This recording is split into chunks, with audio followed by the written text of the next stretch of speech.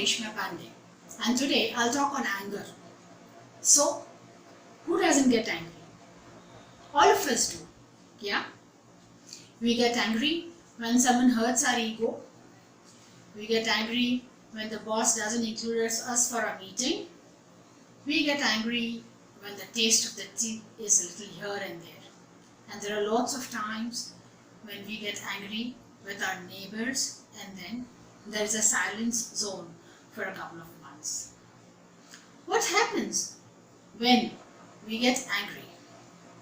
We get angry with our kid for interrupting us over the phone conversation, and then we feel guilty that why did we shout at the kid. When it comes to boss, we start feeling that, oh, now I'll have to face the consequences. When it comes to neighbors, there are times when you might bang into each other in the parking lot or maybe near the gate of the premises, and that's when you'll be a little uncomfortable.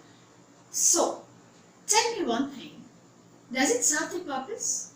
No, it doesn't really serve the purpose. So, one thing is very clear, that anger does no good. There are people who are into habit of getting angry. Even those people will agree that anger does no good.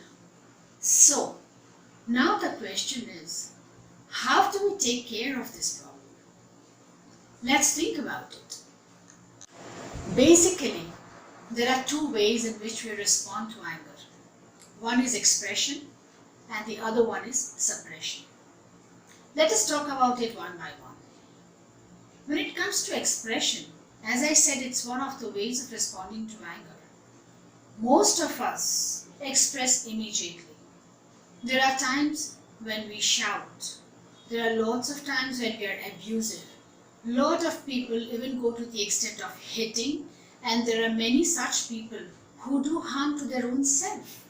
So, does this serve your purpose? I'm sure it doesn't. On the contrary, it aggravates the situation. So, what is the way out? And there is nothing wrong in being angry. No guilt feeling that you are angry. But expressing your anger with the right person at the right time and in the right way is the key. Say that you are angry with your boss, and after that time, the age-old practice of maybe counting from 1 to 100 or speaking out A to Z will help you buy time. Then what happens is, you go back to your chamber and you start analyzing the problem, and actually where the problem is something which you get clear about. There are lots of time when in the fit of anger, we deviate from the main point. We're not able to understand things clearly. And that's when, instead of talking to the point, we start beating around the bush.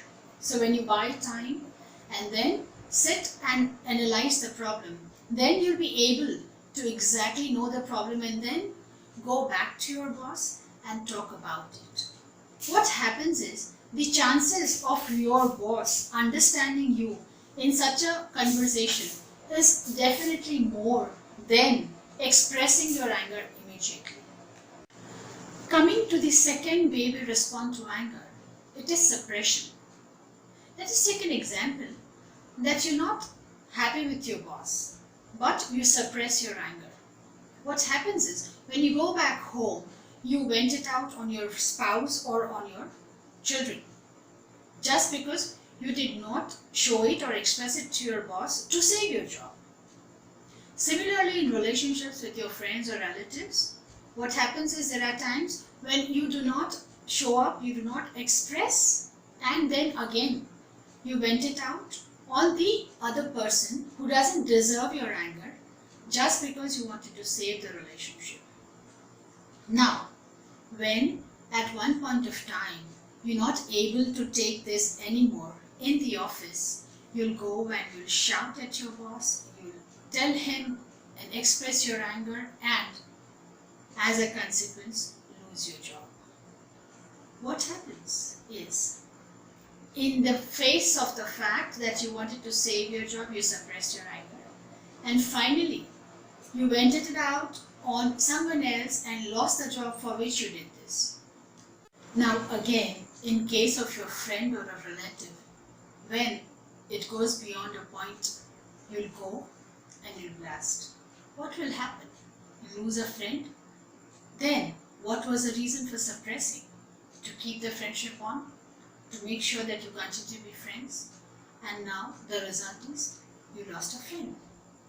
Now the third thing that I'm going to tell you is that if you are very tolerant and able to handle your mood tantrums with your bosses, maybe with your friends, relatives and the social circuit and the things that can make and annoy you, still by suppressing your anger, you are asking and inviting for diseases like diabetes and blood pressure and a lot of other physical inabilities over a period of time. So, even when you suppress, it does not work. So then how does it work? Again, we go back to the same. Do not suppress, communicate, but to the right person, at the right time, and in the right way. And when you do that, the other person will definitely understand your concerns, and both of you will be able to come to an amicable solution. Here, what happens is, the best benefit is that you will be in a better mental health than you would have been in case of suppressing your anger. Finally, I would say that getting angry is human. There is nothing wrong in getting angry. You don't have to feel guilty when you get angry. The only thing that you have to remember is that you should not express it in the wrong way and not suppress it so that it's harmful for your own self. Make sure that you practice this, and with practice I'm sure you'll be able to convey your anger to the right person at the right time and in the right way. Thank you very much.